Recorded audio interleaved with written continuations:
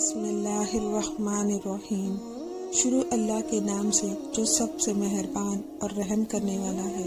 السلام علیکم ناظرین۔ اللہ کے ولی جریج ایک عبرتناک واقعہ۔ ماں کی نافرمانی کی سزا، والدین کی اطاعت کیا درجہ رکھتی ہے اور اس کی نافرمانی کا نتیجہ کیا ہوتا ہے، چاہے انسان کتنا ہی نیک کیوں نہ ہو۔ آئیے اس کے بارے میں تفصیل سے جانکاری کے لیے ایک عبرتناک واقعے پر غور کرتے ہیں۔ برائے مہربانی اس ویڈیو کو زیادہ سے زیادہ شیئر کریں۔ اگر ویڈیو پسند آتی ہے تو لائک کریں، ہمارے چینل کو سبسکرائب کریں۔ اللہ تعالیٰ نے تم پر ماں کی نافرمانی حرام قرار دی ہے اور والدین کے حقوق نہ دینے اور ناحق ان سے مطالبات کرنا بھی حرام قرار دیا ہے، اور لڑکیوں کی زندہ دفن کرنا بھی حرام قرار دیا ہے۔ فضول باتیں، کثرت سے سوال اور مال کی بربادی کو بھی ناپسند فرمایا ہے۔ صحیح بخاری حدیث نمبر 5975۔ یعنی اللہ تعالیٰ نے ماں کی نافرمانی اور بیٹیوں کو زندہ دفن کرنا بھی حرام قرار دیا، اور کسی کو نہ دینا مطلب صدقہ خیرات نہ کرنا اور بیجا سوال کرنا بھی حرام قرار دیا، اور بے فضول باتیں کرنا، ضرورت سے زیادہ مانگنا، مال کو برباد کرنا، ان سارے باتوں کو بھی حرام میں شمار کیا ہے۔ رسول اللہ صلی اللہ علیہ وآلہ وسلم نے فرمایا، کیا میں تمہیں سب سے بڑا گناہ نہ بتا دوں؟ ہم نے عرض کیا، ضرور بتائیے یا رسول اللہ صلی اللہ علیہ وآلہ وسلم۔ آپ صلی اللہ علیہ وآلہ وسلم نے فرمایا کہ اللہ کے ساتھ شرک کرنا اور والدین کی نافرمانی کرنا۔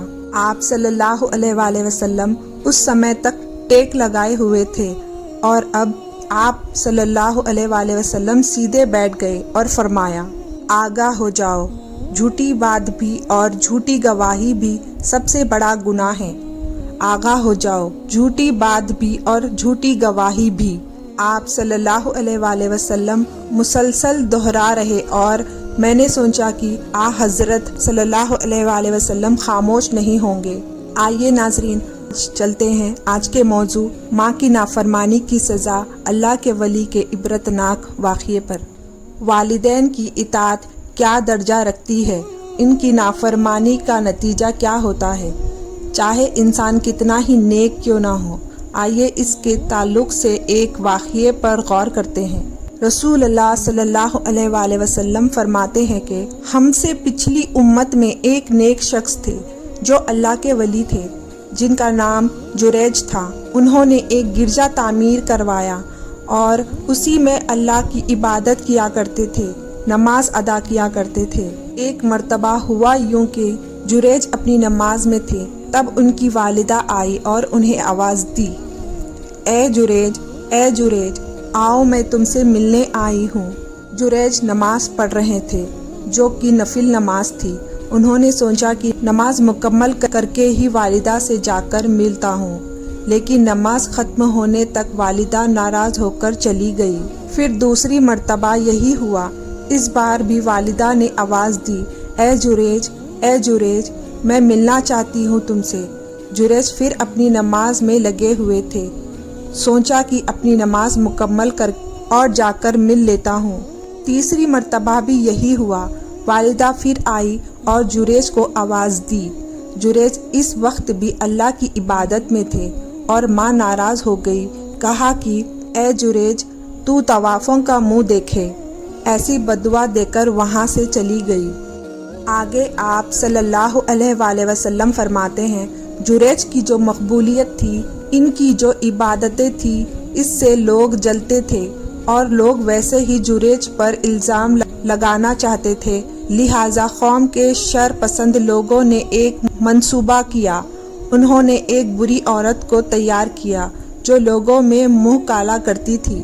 اس عورت نے جریج کے گرجا کے باہر ایک چرواہا تھا، اس سے اپنا منہ کالا کرتی رہی، جس سے اس کا حمل ٹھہر گیا، اور اس سے اس کو ایک اولاد ہوئی جو زنا کی تھی۔ جب اس کو ایک اولاد ہوئی تو عورت نے لوگوں سے کہا کہ یہ اولاد جریج کی ہے۔ جب بستی میں یہ بات چلی تو لوگوں نے آ کر جریج کو بے تحاشا مارنا شروع کیا، حتیٰ کہ اس کا گرجا بھی توڑ دیا، اور مارتے مارتے اسے بادشاہ کے پاس لے گئے۔ جب وہاں پہنچے تو جریج نے کہا بتاؤ تو صحیح کیوں مارتے ہو؟ لوگوں نے کہا کہ تمہیں ایک اولاد ہے، تم نے منہ کالا کیا ہے کسی عورت کے ساتھ۔ تو جریج نے کہا اسے لاؤ تو صحیح، وہ عورت کہاں ہے؟ جب اس عورت کو لایا گیا تو اس نے کہا کہ جریج نے میرے ساتھ منہ کالا کیا ہے اور یہ اسی کی اولاد ہے۔ جریج کی والدہ کی بد دعا ہے اور جریج کو بری عورت کا منہ دیکھنا پڑا۔ جریج نے کہا ٹھیک ہے مجھے نماز پڑھنے دو۔ انہوں نے 2 رکعت نماز پڑھی اور اس کے بعد جریج نے اس لڑکے کو کہا اے لڑکے بتا تیرا باپ کون ہے؟ اللہ رب العزت نے اس لڑکے کو زبان دی اور اس نے کہا کہ میرا باپ وہ چرواہا ہے۔ اس ننھے بچے کی بول سن کر لوگوں کو بڑی ندامت ہوئی۔ اس چرواہے کو سزا دی گئی اور لوگوں نے کہا کہ اے جریج چاہو تو تمہارا گرجا ہم واپس بنا دیتے ہیں، وہ بھی سونے کا۔